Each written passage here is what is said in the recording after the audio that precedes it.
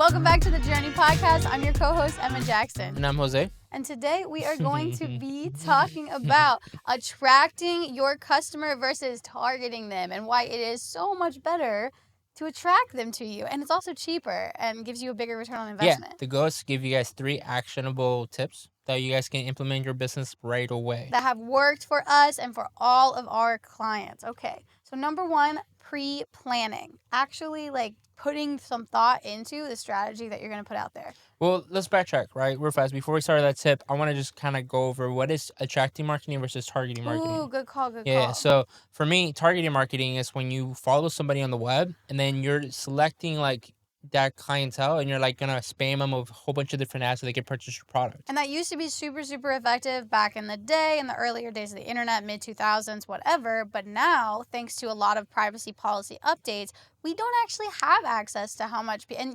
advertisers, they're still kind of trying to get you to do this. Why? Because they know you'll spend money on the platform, but you won't get a big enough return on investment. It just doesn't make sense anymore financially. It really doesn't. Yeah. You know what I'm saying? And then going on the tip... Oh, so then attracting marketing, before we get to in the weeds, it's how do you actually create amazing media, pictures, marketing campaigns that attract consumers to your product, right? Or to your service, right?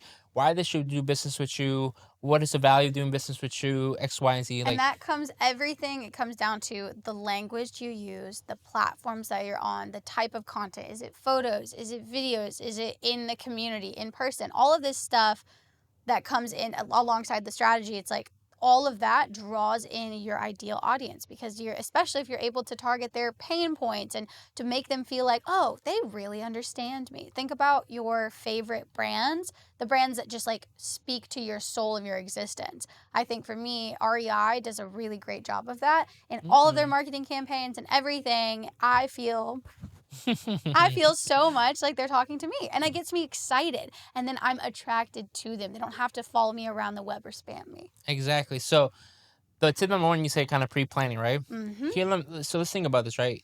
Attracting marketing has broken the platform, right? Broken the wheel, right? In a sense that you don't need to go to a 4-year degree to learn all these analytics and these targeting techniques. You just need to have passion for the project you're doing. And as a business owner, you probably plan, right? You write a business plan before you launch your business. Same thing with marketing. You have to figure out, before you actually need the client acquisition, you got to think about, okay, why should a client do business with me? Why should a client buy my product or service? Why should a client, or what ways can I build consumer confidence? What way can I build consumer trust?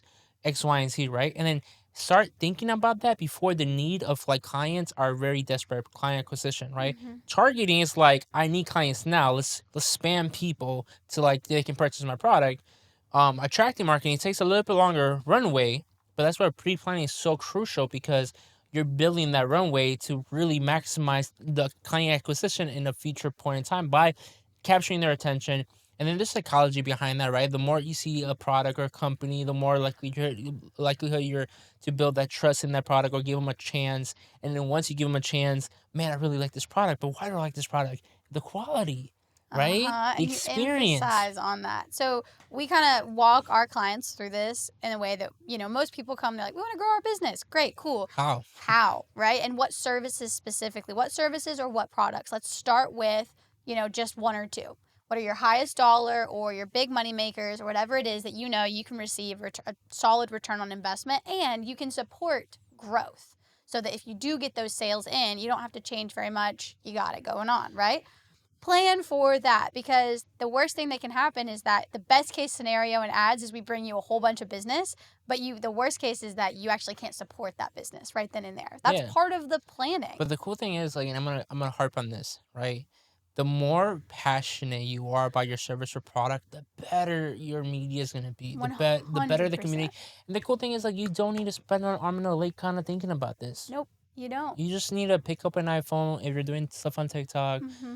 And then, or a nice little camera if you have a little budget for a camera. Maybe have a spokesperson in your business to talk about your business. Mm-hmm. But then partnering up with a really, really, really good strategy campaign. Yep. And then when you're doing that planning stage, think about people's pain points. What are you solving for them with your product or service? That's one category. And then also, what might be their challenges to buying? What is stopping them from actually saying yes and purchasing your product or service? And if you can then craft a content strategy that addresses, here's how we're solving your problem. Oh, and here is how we're actually addressing, your concerns. That all is attracting those people to you. A really good example that I love of a strategy that's so good Tesla, is Apple. no, actually, there's this handbag company. They're a fashion house called Loewe, I think, Loewe. We'll put it up here. They have been around for a really long time, but they started to be kind of irrelevant. It was more like your grandma's brand, but they hired a young creative director who really understood attractive marketing.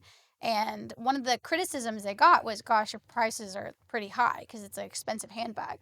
So they started this whole series where they just simply recorded their master craftsmen making the bag, just the process that it takes to build these masterpieces.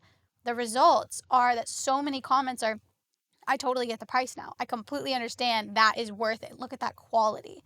And they were able to address this concern and build trust with an audience at the same time. And don't think that they didn't think about this. This was all part of the strategy. I think that's the beautiful thing. I've seen the jeweler industry has done the same thing recently, right?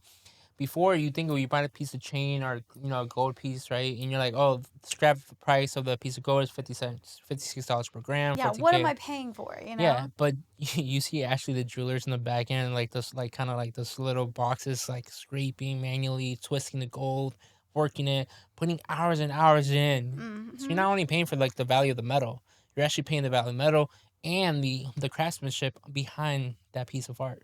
Absolutely. So pre-plan and build your strategy. And if you feel like you're missing something or need an outside perspective, that's Okay, why you can bring people in to help. tip number one, pre-plan. Tip number two, strategy. Let's Right? We kind go. of merge those two together. We do apologize. We get excited I sometimes. thought those were the same tip.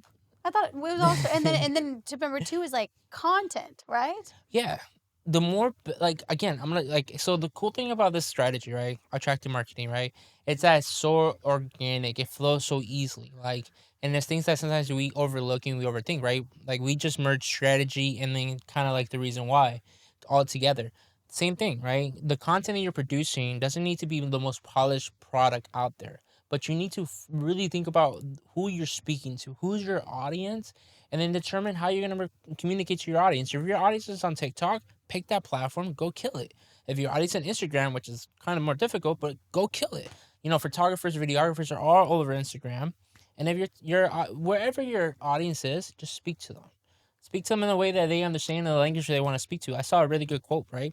It says you can speak to a bachelor's degree education from a fifth grade level, but you can't speak to a fifth grade level in a bachelor's education Oh, communicated. I love Did I that. say that No. correctly? I don't know if Yeah, that makes no. sense. Well, that does. Basically, you just want to make sure that you communicate in a clear, straightforward way.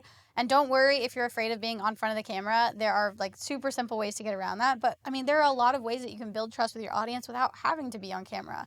We recommend it because there's nothing quite like building that trust from someone who's like the actual person in charge, whether you're a dentist or a chiropractor or just the head, like the owner of your company.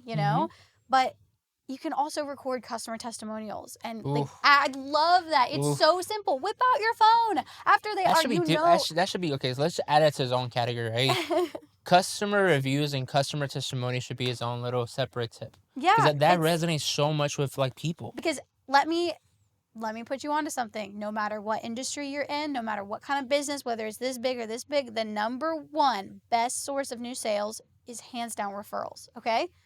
So Billion percent. it is. And everyone says that. And this reviews are the way that you can get more referrals because you don't know that person is going to necessarily tell 10 different friends. But if they give you a good review, that's the same sort of thing. We are so much more likely as humans to trust someone else that doesn't have a stake in the Yeah, game. here's a true story. My friend Emma Jackson over here. Every time we're like traveling for work or something, I'm like, Emma, find me a place to eat. She goes on Google and then looks up pictures of the food. First of all, she looks at the pictures. Oh, yeah. Then she looks at the reviews and she's like, this guy said this pasta doesn't taste that well. Like, we were in Austin for the eclipse, right? You Mm-hmm. want to share the story about the pasta place? Oh, well, I literally Googled and I found food blogs and all of this because I know that other people have tried something, they've figured it out, they're going to be honest because as a business, of course, our job is to promote our business and make it seem like the best thing ever. But if you have other people who are not actually invested in your business, just happy to share, it's the same thing. I look at product reviews. Whenever I need a new skincare product or beauty or clothes, the first thing I'm going to do is go online and try to find reviews. Exactly. True story. I was in Chicago one time with Emma. I don't remember, we were doing Chicago, probably like a photography, and I wanted to eat Mediterranean food. Remember that? Mm-hmm. Emma took me to the weirdest spot ever. It was like a hole in the wall. Like, it was like 2 tables. I was kind of sketched out. I'm like, what am I doing here? And Emma's like, don't worry. Great reviews. I mean, they're raving about the food here. Best Mediterranean food I ever ate in my life. It still is the standard. Why? If it wasn't for Emma and actually just believing what people was actually talking about the product, I would probably never try that food. And so, I mean, that's pretty straightforward. But as a business owner, right, all you have to do is just ask people. People aren't going to just do it out of the goodness of their heart. Most people are running around and busy. So catch people at their moment of their happiest moment where you've just delivered this product, you've just finished this service. And then a lot of times, I know it's scary to ask, but I would say 7 out of 10 times people are like, yeah, okay, I'll do it. And then Yeah. you have this just great library. Exactly. Attracting marketing isn't rocket science. It's just all about passion. Passion for your craft, passion for your service, and share that with your community. And you probably know the answers because you're the one, especially if you're the service provider yourself, having these customers come in every single day. And if you're not, talk to your managers, talk to your supervisors, talk to the people who are interacting with your clientele every single day. Because guess what? Those are the people that know, oh my gosh, they come in here with this problem. They're struggling with this. They're worried about this. And you like learn that, embody those what your customer cares about. I was like, what do you always say with us in the Idea Farm with our biggest value is like put the customer hat on? Mm-hmm. Client centric all the Yeah. time. Because at the end of the day, it's like we're in business to serve them. We Mm-hmm. are here to help them grow to reach the goal. And by proxy, we grow too, right? Mm-hmm. If we don't put them first, we're never gonna see the actual pain points. We're not gonna actually see the potential they have to grow. And I think it's hard because sometimes you're like, no, but I know, I'm the expert. I'm the expert in marketing, or I'm the expert in, manufacturing or feed or dental, whatever it is. But you have to remember, you might be the expert, but they're the customer. Yeah. In our culture of a company, what's the first line of our culture? Like the bullet point for Oh, literally the very first value of our culture is to be customer centric in 100%. everything we do. Yeah. And so that's why I think we don't usually do like tips podcasts about like 3 tips, but this is one of the things that we're talking about. We recently got quite a bit of new clients, like 6 or 7 the last week, and we're trying to educate the clients on like attracting versus targeting. And you get the same, it's wild. It doesn't matter what your industry is, people struggle with the same sorts of things. And it feels like this is the biggest, like, oh my gosh, oh, I've not been doing that? Yeah. And then when people realize it, it changes everything. And sometimes too, on a negative side, I feel bad sometimes because people are like, yeah, we want you to buy your list. We want to target these people. I'm like, that's nothing. We don't do that. We don't want to. It's just not going to work. And we're transparent enough to be like, we're not wasting your money on that. Or our time. Yeah. Well, guys, if you guys like tips like this, which we don't do that often, but I feel like this one we had to come out here and actually give you tips because we see it so much. Yeah, let us know, please. Slide into the DMs. Give us a comment. We want to provide the kind of content that you guys are looking for. So if you found value in this, hit that subscribe button and follow along for more content. Thanks. Bye.